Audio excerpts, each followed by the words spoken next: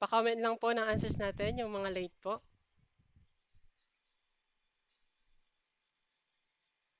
Ayan. Except, guys, except. Digit po si Teacher Seppi po. Digit yan si Teacher Seppi. Diyan po ako nag-review before. So yan, A, goal-oriented. B, learning from mistakes. C, believing in their ability to improve. D, embracing challenges. Dito guys, pag growth mindset kasi meron tayong growth mindset at saka meron din tayong fixed mindset. Okay? Pag growth mindset, yan yung mindset na gusto nila ng challenges, naniniwala sila na magi-improve sila, okay? And then nagle-learn sila sa mistakes nila. So, ang sagot dito guys, it's goal-oriented po. Ayan po ang tamang sagot. Itong learning from mistakes, growth mindset po yan. Believing in their ability to improve, ayan, growth mindset din po. Embracing challenges, growth mindset. Kasi sa growth mindset guys, mas nagfo-focus siya sa process. Sa process, hindi sa goal. Pag sa goal-oriented, fixed mindset na po yan. Fixed. Okay. Okay po. Ayan, next question po. Next question, number 2.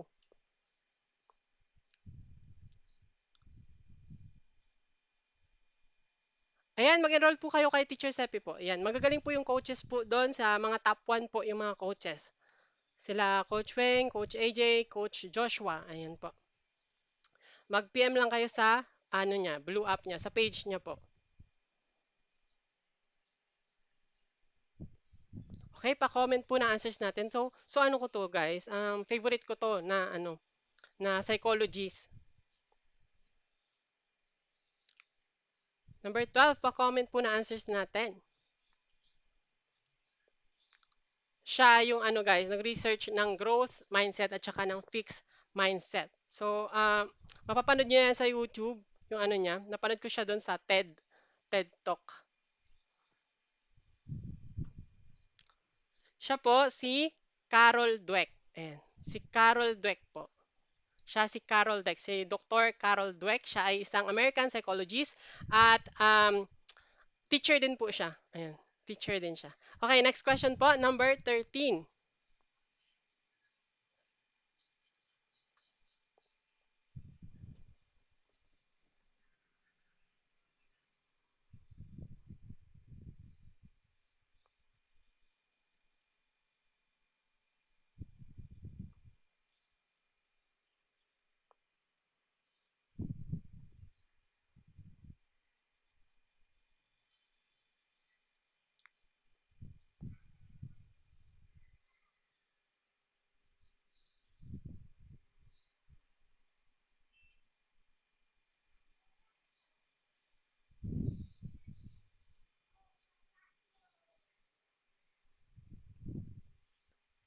Ayan, pa-comment po na answers natin, pa-comment po. A, B, D, D. Ayan. B, D, A. Meron ding A. Okay, number 13. Miss Clara. Wait lang po. Miss Clara, a grade 5 science teacher, observes that one of her students, Anna, demonstrate exceptional interest in skill and astronomy. While the rest of the class studies the solar system as part of the regular curriculum, Miss Clara provides Anna with additional resources and activities to further enhance her learning. What teaching approach is Miss Clara using? Guys, A, acceleration, B, grade promotion, C, independent learning, D, enrichment. Ang sagot po dito ay it's either letter C or letter D. So dito guys, hindi yan acceleration kasi hindi naman nag-accelerate or hindi din na-promote si Ana. So dinagdagan lang ni teachers yung ano niya, yung activities niya para ma-enhance pa yung learning niya. Okay? So in short, gifted po si Ana. Okay? Gifted siya. So dito, ang answer po, hindi din independent learning. Although independent learning yung ginagawa ni Clara, ang tawag po sa term na approach na ginamit ni Miss Clara or ni Teacher Clara ay enrichment po. Ito po ang tamang sagot, enrichment. Okay? Okay, next question po, number 14.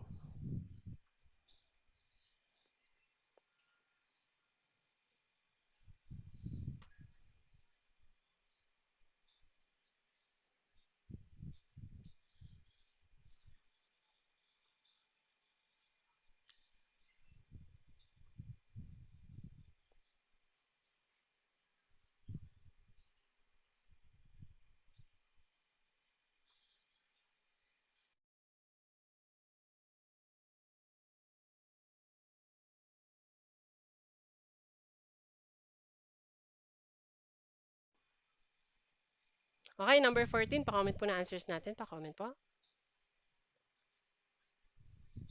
Okay, number 14. Article 4, Section 2 of the Code of Ethics for Professional Teachers emphasizes that teachers must uphold the highest standards of quality education, prepare truly for their teaching career, and strive for excellence at all times. What principle does this highlight? Okay, diretso na tayo guys, hindi yan fostering a growth mindset. Pag fostering a growth mindset, more sa personal lang yan, hindi sa professional.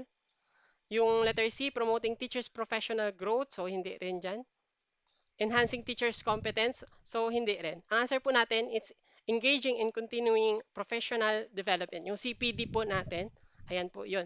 Tapos, saka na yung enhance teachers' competence kapag, nag-engage na tayo sa continuing professional development. Tsaka na po yung tsaka na ma-enhance yung teachers' competence natin. Okay, next question po, number 15.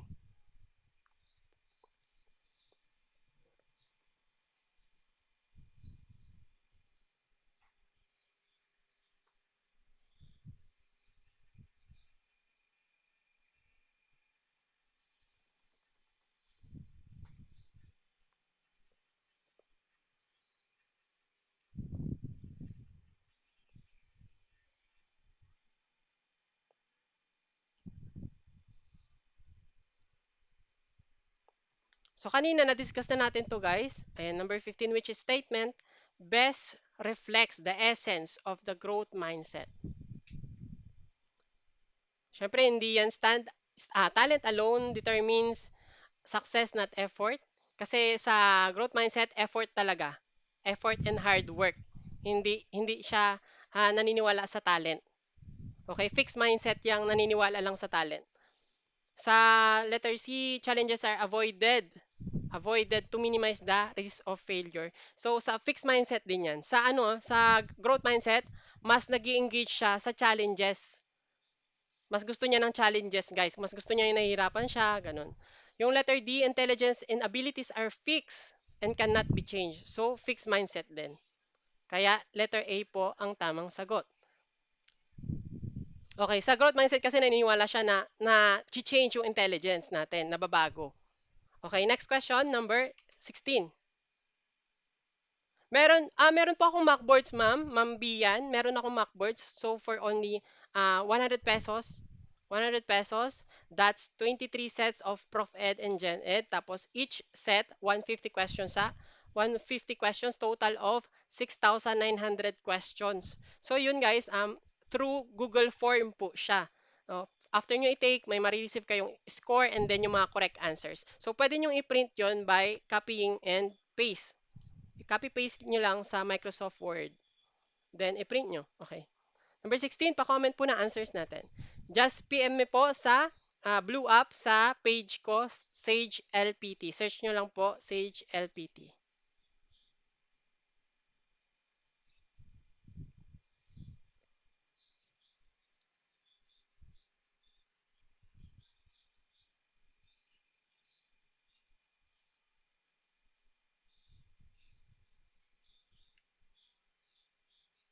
Okay, number 16.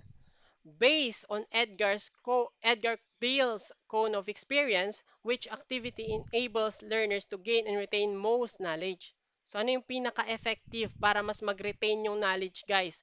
Based kay Edgar Dale's cone of experience.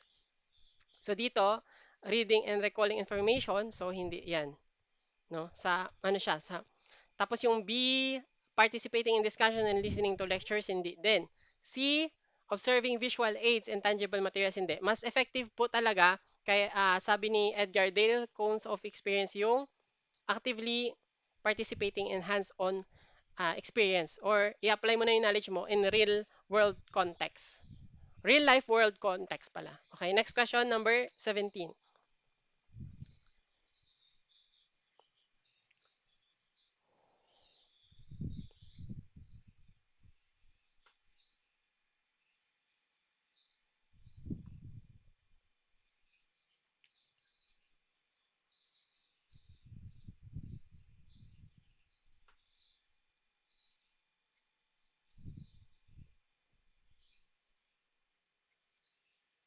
C, C, A, B. Ayan, pa-comment po ng answers natin. So parang dito lang yung questions na iba-iba na yung answer. A, C, B, A, C, B, A, C, B, A, C, B. Yung D, ayaw nyo ba guys? Okay, obvious na obvious. Tanggalin natin si letter D. Hindi siya kasama. Ay, sorry, sorry. Letter D.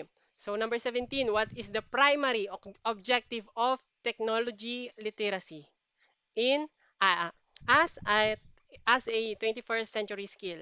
Guys, ano yung primary, yung core objective of technology literacy? Gamer si teacher. Ayan, mali yung letter D. So, magtanggal ulit tayo, guys. Tanggalin na din natin si letter B, gaining knowledge about technology. Although, importante din yung ma-understand natin yung technology, yung may knowledge tayo sa technology, pero hindi lang yan, di ba? Hindi siya kompleto. Okay? Hindi kompleto yung knowledge lang. So, it's either letter A or letter C. Ayan. Pwede pa magpalit ng answers.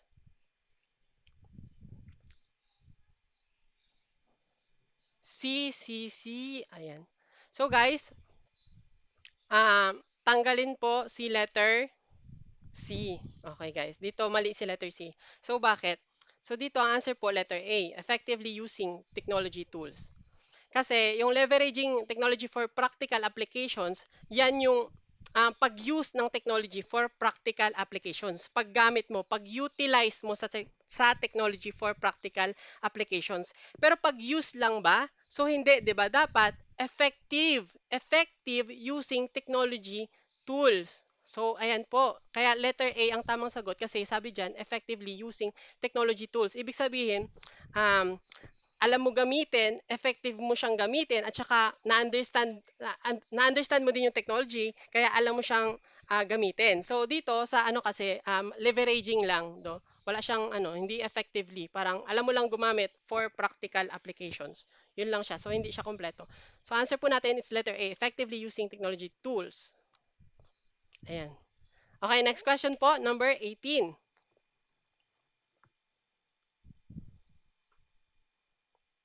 So ano, beware talaga sa mga questions na ganito guys. Maraming tricky questions sa Prof Ed. So lilituhin niya talaga kayo. Kaya importante na may endurance kayo guys sa pagsasagot. Yung may nag-message kasi sa akin na ano daw, inaantok daw siya magsagot. Sa Prof Ed, lalo na sa Prof Ed, inaantok daw talaga siya. Tapos sabi ko sa kanya, i-practice nyo lang ng i-practice kasi hindi pa sanay yung brain nyo na mag-answers ng napakaraming questions. So now, habang wala pang board exam, mag-answers na talaga, mag-answers, mag-practice na talaga para ma-build up yung endurance ng brain nyo para sa exam, hindi kayo aantukin, okay? Hindi ka mapapagod mag-answers ng maraming questions. Number 18, pa-comment po na answers. C, B, B, C, B. Okay. Guys, dito guys, number 18, why is flexibility regarded as an essential life skill in the 21st century? Tanggalin na natin si to reject innovative ideas. Tanggalin na din si to evade change. Ayan, no? Halatang halata, evade change. Iwasan daw yung change. Ito, to reject innovative ideas naman. Dapat nga, mag-ano pa nga tayo, to promote innovative ideas pa nga, di ba? It's either letter B or letter C. So, ito din mali, si letter B. Remain inflexible. So, ayan, contradicting siya. So, ang sagot dito guys, it's letter C, to adapt to evolving situations. Yung being flexibility kasi, yung marunong ka mag-adapt, may skill ka to adapt to evolving situations or sa mga challenges, sa mga pagbabago na nangyayari sa mundo natin. 'Di ba guys? So, grabe na yung bilis ng pagbabago, yung sa technology, yung pag-advancement ng technology. Kaya as teachers, dapat meron tayong flexibility or alam nating mag-adapt sumabay sa pagbabago ng mundo. Ayan. Okay, next question, number 19. Yes po, Sir Pororo. Sabi niya kasi dito ni Sir Pororo, do you recommend advanced studying for board exam kahit third year pa lang? Kahit free time? Yes po, yes po. Kasi may kilala ko guys na fourth year pa lang siya, nag-review na siya, and then nag-top 1 siya guys. Nag-top 1 siya. So, isang top 1 po na coach ni Teacher Seppi, si Coach Weng. Yan, si Coach Weng po.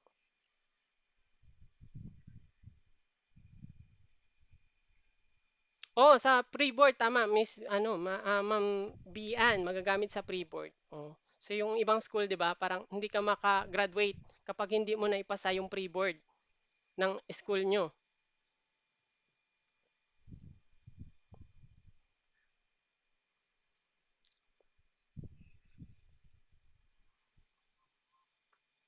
Hindi po, Teacher Chai, hindi po ako si Teacher Seppi. Iba po si Teacher Seppi po.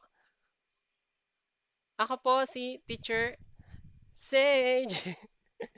Mimi, yeah. Okay. Pa-comment po na answer natin. Okay. Number 19. Which component of digital citizenship highlights the need to manage and limit excessive internet and digital media use? Component daw ng digital citizenship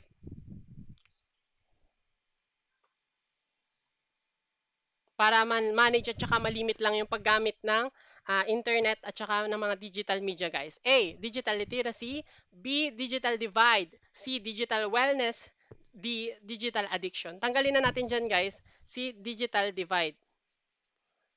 Okay? Digital divide hindi yan kasama.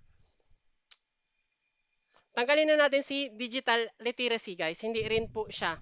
Ang tamang sagot, guys, ang tamang term talaga dito, digital wellness. So, digital wellness kasi, yan yung component ng digital citizenship na nag-highlight, so nakakatulong para ma-manage natin ng tama yung paggamit ng internet. So, hindi para sobra-sobra, hindi over over na. So, hindi na para maging ganito, digital addiction. So, hindi yan.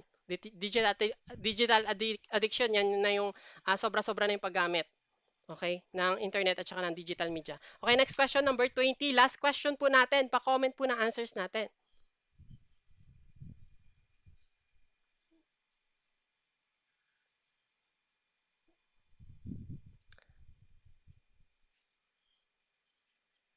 Walang term na digital divide po.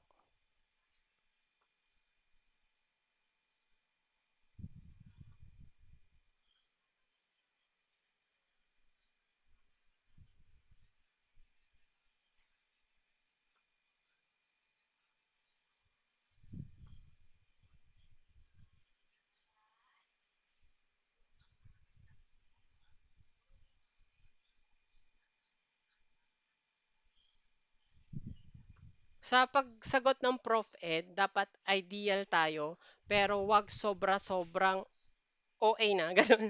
Wag OA na, okay? Kasi meron yung mga questions na baka kayo, mag-overthink kayo tapos yung masagot nyo yung sobrang OA na, okay? Hindi na makatotohanan, 'di ba? Meron yung mga ganun. May mga options, may mga distractors na parang hindi na siya makatotohanan. So dito dapat yung makatotohanan yung isasagot natin.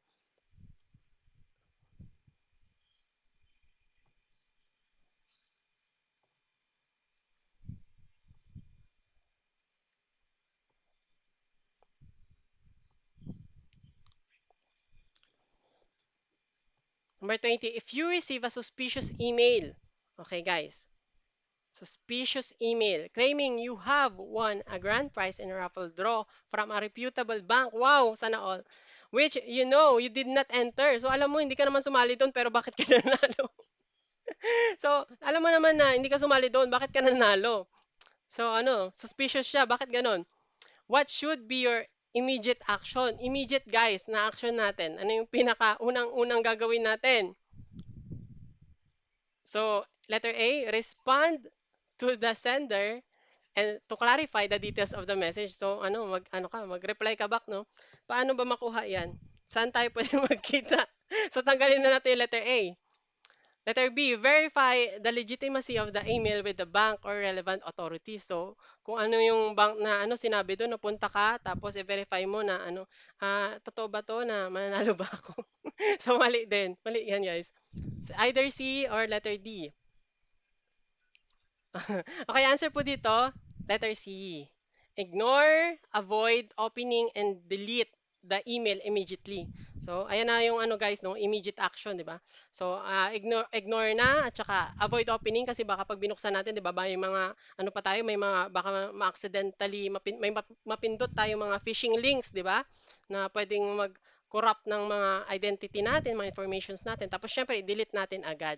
Okay? So yung letter D, report the email to the nearest police station. Wow. To prevent others from being scam. Wow naman. Sana all. So ito no. So kung ikaw ba tatanungin ko, yan ba yung unang-una mong gagawin, no? Pupunta ka ba sa police agad? Punta ka sa nearest police para ma-prevent yung others na from being scam. So parang OA na siya. Sobra naka-plastic masyado, no? Plastic na siya masyado. So hindi yan yung tamang sagot, guys. It's letter C. Ayan. So yan po yung last question natin. Wala na po tayong question for today's video. Bukas po ulit. Ayan, maraming maraming salamat po. Ayan. Okay. Thank you for spending your time with me. Maraming salamat, guys.